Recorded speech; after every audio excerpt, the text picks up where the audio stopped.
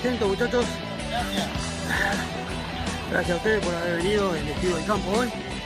Vamos a dejar el agua acá. Se esconden, cualquier lugar que vean para esconderse es válido. ¡Preparen! ¡Apunten!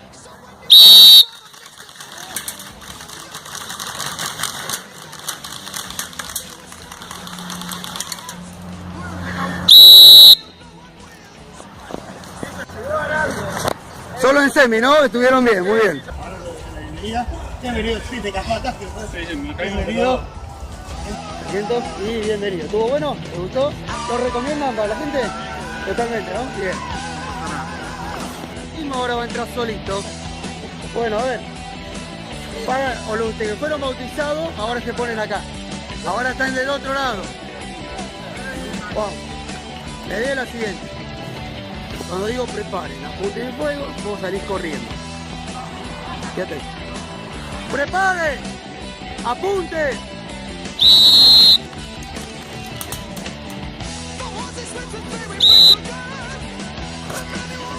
Bienvenido, sargento, mi amigo. Ahora sí estás bautizado.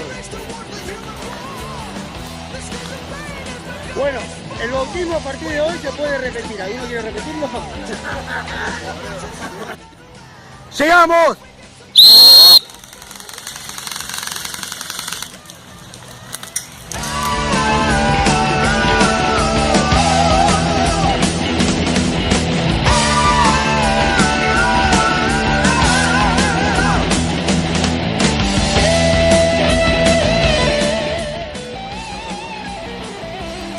Vamos, señores, desembarquen, vamos, vamos.